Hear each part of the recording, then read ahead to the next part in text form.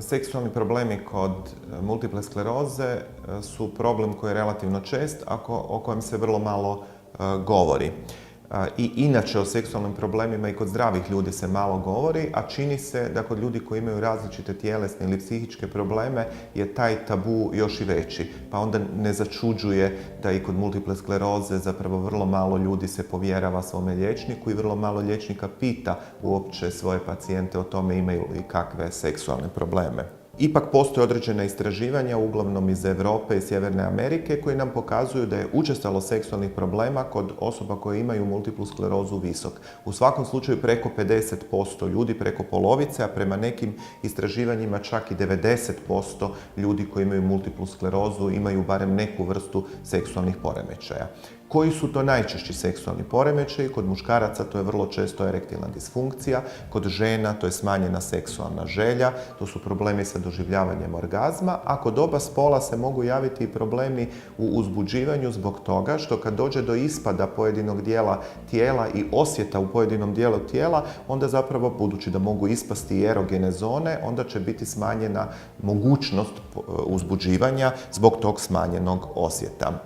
Kakvi su neki podaci iz zapadne Europe o tome koliko ljudi sa multiplom sklerozom govori o svojim problemima, seksualnim problemima sa liječnicima? Dakle, ti rezultati su poražavajući. Da otprilike svega 2% žena i otprilike 6% muškaraca koji imaju seksualni problem imaju multiplu sklerozu i o tome razgovaralo sa svojim liječnikom. Dakle, gotovo nitko. Preko 90% ljudi uopće o tome nije razgovaralo. Zašto je to tako? Zašto se ne razgovara? Zašto niti pacijenti pitaju, niti liječnici pitaju? Imamo neke odgovore od strane liječnika. Dakle, kad se pitalo liječnike različitih specijalnosti koji sudjeluju u liječenju osoba sa multiplom sklerozom, zašto ne pitate svoje pacijente o tome imaju li seksualne probleme, onda na prvom mjestu se negdje pojavljuje pitanje srama. Dakle, kako pitati? Nitko nas tijekom školovanja nije naučio kako pitati. Nigdje tijekom školovanja, bilo medicinskog fakulteta, bilo specijalizacije, nije nam dao tehnike, vještine kako razgovarati o seksualnosti. Drugi je problem što je seksualna medicina zanemarena u edukaciji liječnika, pa liječnici ne znaju ni što bi pitali, dakle koji su to problemi, kako ih rješavati. Zatim, što ako pitam, pa čovjek kaže da ima problema, a ja ne znam kako te probleme liječiti, jer u Hrvatskoj imamo vrlo mali broj seksualnih terapeuta, tako da nema niti educiranih stručnjaka koji bi onda te seksualne probleme rješavali. I konačno, kako će reagirati pacijent? Hoće li se osoba uvrijediti ako ga pitam nešto vezano uz seksualnost? Dakle, sve to su razlozi zašto je ova brojka tako jako niska. Rekao sam da preko 50%, a po nekim istraživanjima i do 90% ljudi ima seksualne probleme koji boluju od multiple skleroze. Zašto je taj postotak tako visok? Postoje brojni razlozi za to, a mi ih didaktički dijelimo u 3 skupine razloga. Takozvani primarni, sekundarni i tercijarni razlozi ili uzroci seksualnih problema kod multiple skleroze.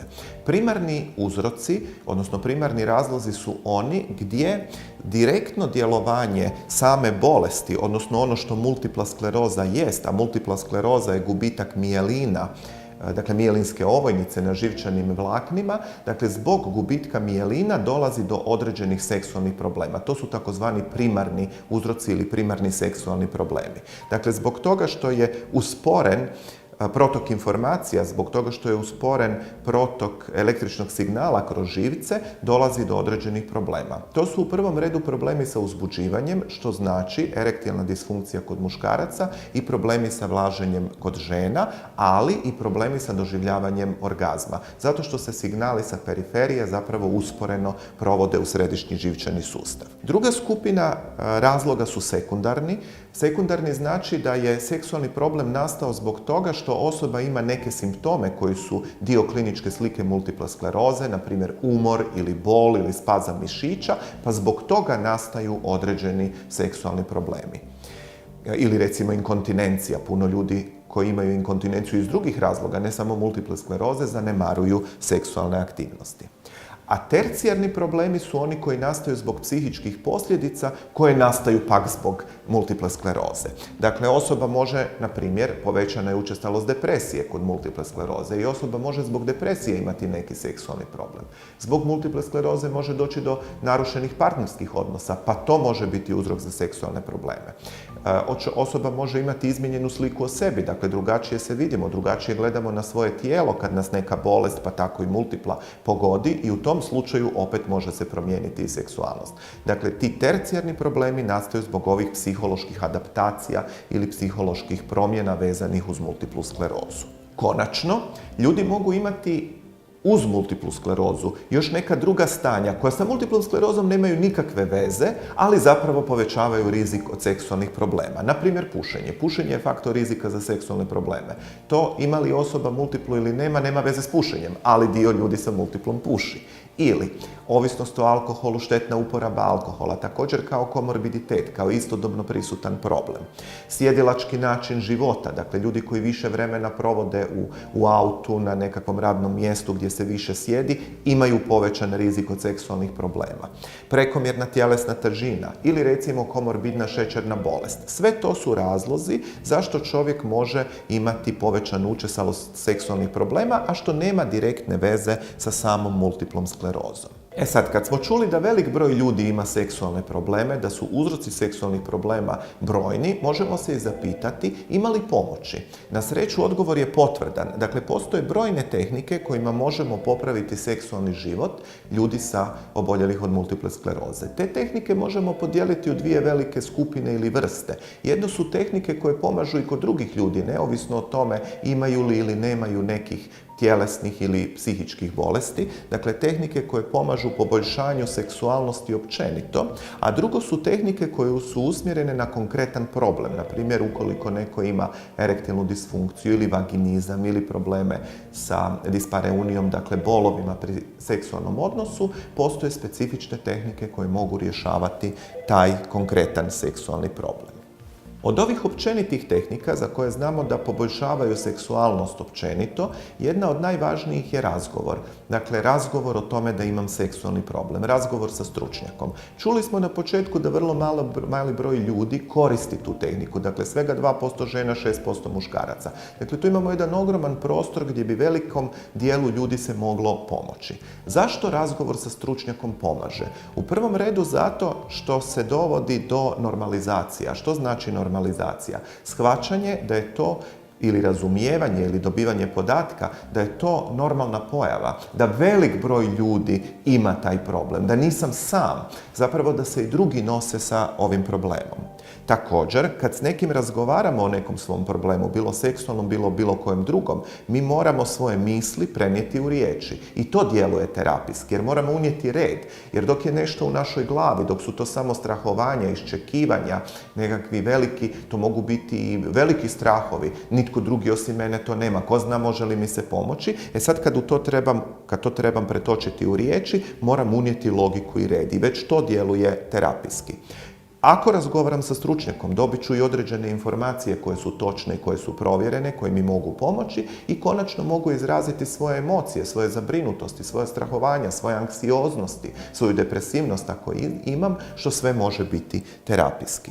Slično tome, razgovor sa partnerom može biti terapijski. Zašto? Zato što partneri često drugačije gledaju na isti problem. Nekome se neki problem može činiti ogroman, nesavladiv, a drugi, recimo njegov partner ili partnerica, neće to niti primijetiti ili im je to nevažno ili im se to ne čini tako učestalo ili tako strašno. Tako da otvoreni razgovor sa partnerom može pomoći osobi da zapravo izađe iz te naizgled bezizlazne situacije.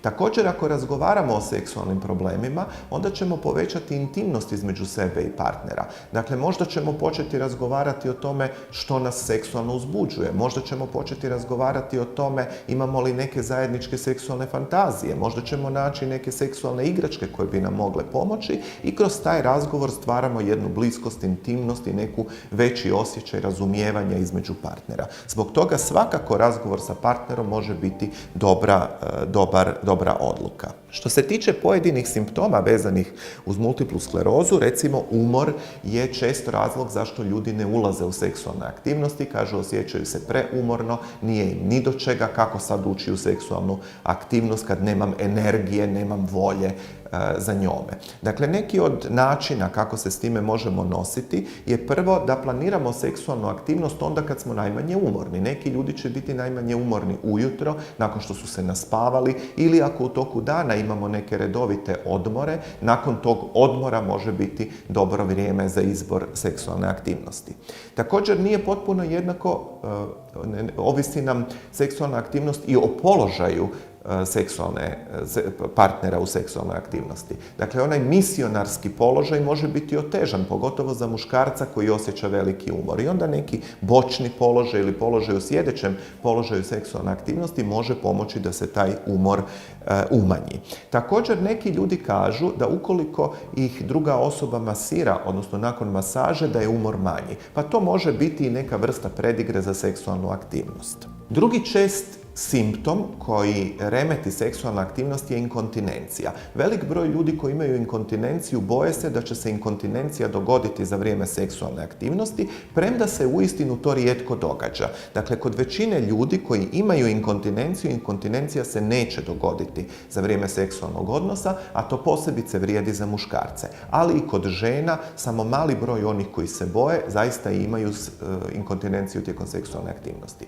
S druge strane, interesantno je da kad se pitalo partnere osoba sa inkontinencijom boje li se oni da će njihov partner biti inkontinentan tijekom seksa, velika većina partnera je rekla da im to ne bi smetalo, da o tome ne razmišljaju, da im to nije nikakav problem. Pa je opet ovdje vidimo kolika je važnost razgovora partnera.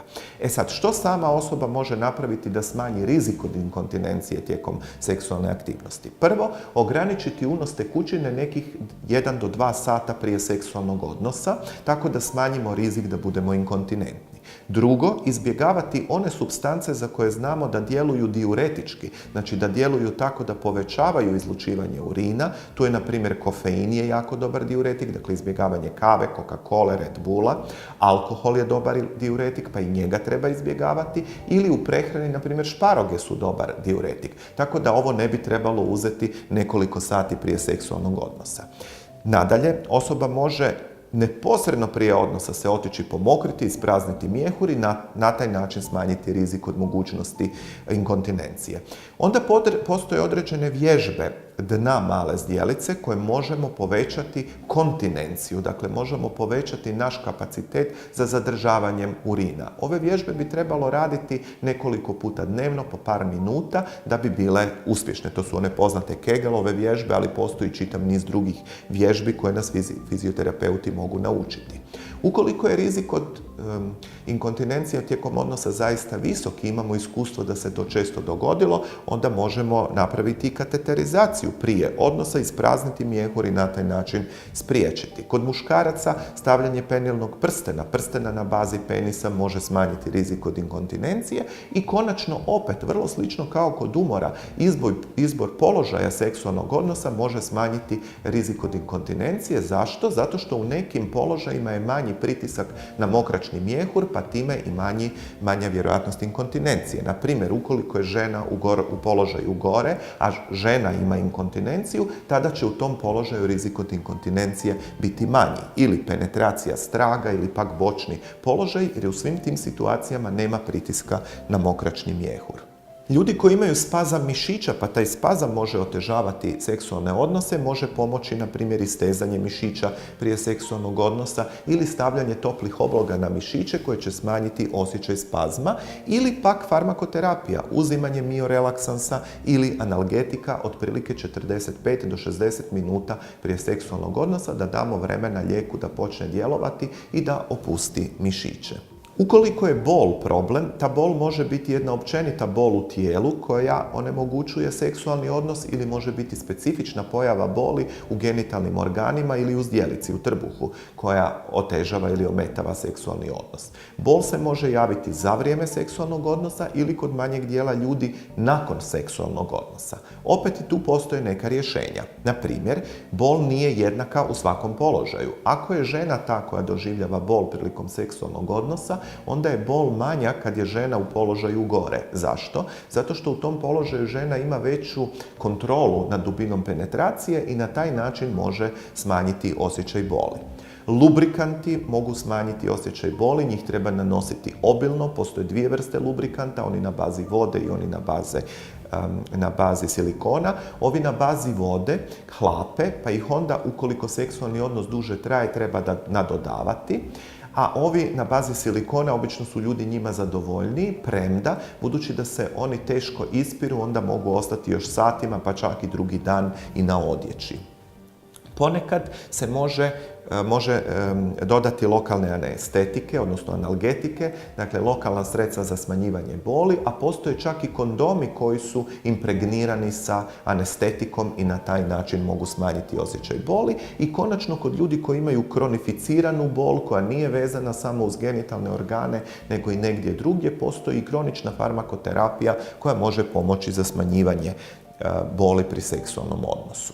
Ako pak razmišljamo o konkretnim seksualnim problemima, dakle ukoliko osoba sa multiplom sklerozom ima, na primjer, erektilnu disfunkciju ili ima smanjenu seksualnu želju, tada rješavanje ovih problema nije nimalo drugačije nego rješavanje istih ovih problema kod ljudi koji nemaju multiplu sklerozu. Dakle, tu ćemo davati iste one savjete, iste one tehnike, iste one lijekove kao i kod inače zdravih ljudi. Tako kod erektilne disfunkcije možemo koristiti inhibitore fosfodiesteraze, dakle poznate lijekove koji se nalaze na tržištu, ili psihoseksualnu terapiju, ili penoskrotalne prstenove. Kod smanjene seksualne želje također postoje određene i farmakoterapijske i psihoterapijske metode pomoći i dakle za njih se može rješavati u sklopu seksualne terapije sa seksualnim terapeutom. Dakle, zaključno bih rekao da premda su seksualni problemi iznimno česti kod ljudi sa multiplom sklerozom, premda vrlo malo ljudi govori o ovim problemima, ja bih savjetovao da se ljudi otvore, da potraže pomoć, da pitaju svoga liječnika, da pitaju, na primjer, neurologa koji vodi njihovu bolest ili fizioterapeuta ili nekog drugog liječnika obiteljske medicine i rekao bih da ima pomoći. Da zapravo za veliku većinu seksualnih problema kod multiple skleroze možemo ili riješiti ili barem ublažiti.